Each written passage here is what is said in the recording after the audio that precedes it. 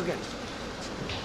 ఆంధ్రప్రదేశ్ రాష్ట్ర ప్రభుత్వం తాజాగా dedicated commission for backward classes అనేదాన్ని ఏర్పాటు చేసి ఈరోజు ఏలూరు కలెక్టరేట్లో వెనుకబడిన తరగతులకు సంబంధించినటువంటి అంశాలపై వారి విజ్ఞాపనలు స్వీకరించడం కోసం ఈరోజు ఇక్కడికి రావడం జరిగింది. అందులో భాగంగా ఈరోజు నేను కమిషన్ని కలవడం జరిగింది. వివిధ సంఘాలు తమ కులాలకు సంబంధించినటువంటి అనేక సమస్యల మీద ఇక్కడ వారి విజ్ఞాపనలన్నీ ఇవ్వడం జరిగింది. నేను ఈ కులాలకు చెందినటువంటి ఒక పార్లమెంటు సభ్యుడిగా ఇక్కడికి వచ్చి ఈ రోజుని మా కులాలకు సంబంధించినటువంటి రాజ్యాంగబద్ధంగా సంక్రమించిన హక్కులు, దానికి సంబంధించినటువంటి పరిస్థితి అన్నీ కూడా తాజాగా మేము నివేదించడం జరిగింది. ముఖ్యంగా వెనుకబడిన తరగతులకు సంబంధించినటువంటి విషయాలలో అత్యధికంగా వెనుకబడినటువంటి కులాలుగా ఉన్నటువంటి నోటిఫైడ్, డీనోటిఫైడ్, సంచార, అర్ధ సంచార, విముక్తి జాతులు ఏవైతే ఉన్నాయో అవి బీసీ ఏ గ్రూపులో ఉన్న కారణంగా వారికి ప్రాతినిధ్యం లేనటువంటి పరిస్థితుల్లో ఎస్సీ ఎస్టీలకు ఉన్నటువంటి కనీస గౌరవం కూడా పొందలేనటువంటి ఈ కులాలకి అయితే చేరిస్తే ఎస్టీ జాబితాలో చేర్చాలా, లేదా ఎస్సీ జాబితాలో చేర్చాలా, లేకపోతే వారికి ఉన్నటువంటి ప్రత్యేకమైనటువంటి శైలి ఇవ్వాల్సిన అవసరం ఉందని కూడా తెలియజేయడం జరిగింది.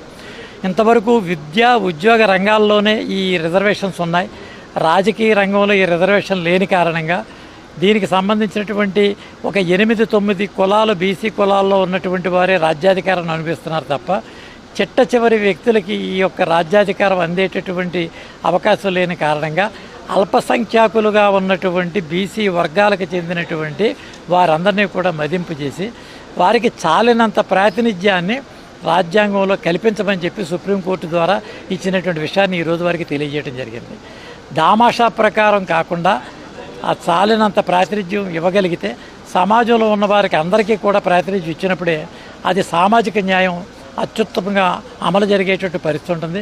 కాబట్టి ప్రాతినిధ్యం వహించేటటువంటి బలమైన బీసీ వర్గాలు కూడా వీరికి సహకరించి వారి యొక్క అభ్యున్నతిని కూడా కలుపుకెళ్ళినప్పుడే అది పరిపూర్ణమైనటువంటి బీసీ సంఘాలుగా ఉండేటువంటి అవకాశం ఉంటుంది. ఈ విషయాన్ని వారు తెలియజేయడం జరిగింది. ఈరోజు మా ప్రధానమైనటువంటి డిమాండ్ ఏంటంటే ఎస్సీ ఎస్టీ అట్రాసిటీస్ కేసు ఏదైతే ఉన్నదో ఆ కేసులు ఏవి కూడా బీసీ కులాల మీద వర్తింపజేసేటటువంటి అవకాశం లేకుండా ఆ వారి నుంచి మినహాయింపు చేయాలనేటటువంటి ప్రయత్నం మేము చేస్తా ఉన్నాం.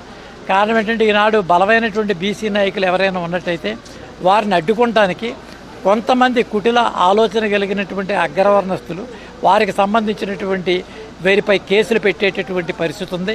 ఆ కారణంగా వారు వెనక్కి వెళ్ళేటటువంటి ప్రమాదం, రాజకీయంగా దెబ్బతినేటటువంటి పరిస్థితి ఉంది.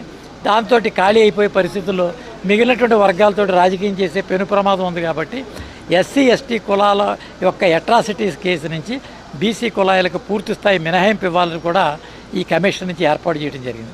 అదే రకంగా బీసీ కులాల నుంచి వచ్చేటటువంటి సంపద ఏదైతే ఉన్నదో ఆ సంపద ఆధారంగా ఉన్నటువంటి అనేక విషయాలు దాదాపుగా ఇవాళ 30,000 కోట్ల రూపాయలు కళ్ళు సారాకు సంబంధించినటువంటి ఈ యొక్క వృత్తి మీద వచ్చేటటువంటి ఆదాయం ఏదైతే ఉన్నదో ఆ కళ్ళు సారాకు సంబంధించినటువంటి 30,000 కోట్ల రూపాయల్లో ఈనాడు బీసీ కులాలకు ఇచ్చేటటువంటి సంక్షేమం 50,000 కోట్లు ఉంది.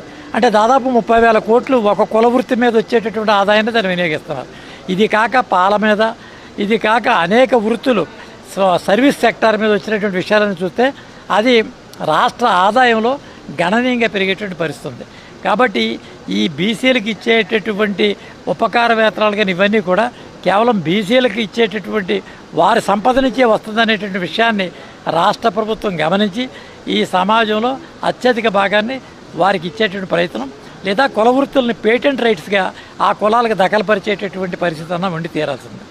నాయ బ్రాహ్మణుల వృత్తి, అదే రకంగా రజకుల వృత్తి, గీత కార్మికుల వృత్తి, యాదవుల వృత్తి ఇవన్నీ కూడా పౌల్ట్రీల్లోకి వాటిలోకి వెళ్ళిపోయినాయి. అదే రకంగా పంచకర్మలు చేసేటటువంటి విశ్వబ్రాహ్మణ వృత్తులు ఇవన్నీ కూడా నష్టపోయే పరిస్థితి ఉంది. కాబట్టి ఈ వృత్తుల యొక్క ఆదాయాన్ని కూడా పూర్తిగా మరి దాన్ని గమనించే పరిస్థితి ఆ కులాలకు చెందే పరిస్థితి ఉంది.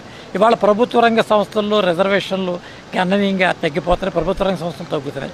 కానీ ప్రైవేటు కంపెనీలు బ్యాంకుల దగ్గర నుంచి రుణాలు తీసుకున్న కారణంగా బ్యాంకుల యొక్క సపోర్ట్ తోటి నడిపేటటువంటి అన్నిట్లోనూ కూడా ఈ రిజర్వేషన్ విధానం అమలు జరపాలని చెప్పి కూడా మేము ఒక డిమాండ్ ఒకటి పెట్టడం జరిగింది.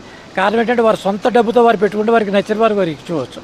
కానీ వాళ్ళ ప్రభుత్వ రంగ సంస్థలు లేవు, ప్రైవేటు సంస్థలు బ్యాంక్ ఆధారంగా అంటే పబ్లిక్ రంగంలో నుంచి డబ్బు సేకరిస్తున్నారు. కాబట్టి అందులో ఖచ్చితంగా ప్రజా భాగస్వామ్యం ఉండాలి. కాబట్టి ఈ యొక్క కులాలకి కూడా అందులో ప్రాతినిధ్యం ఉండాలని చెప్పి మరొక డిమాండ్ పెట్టడం జరిగింది.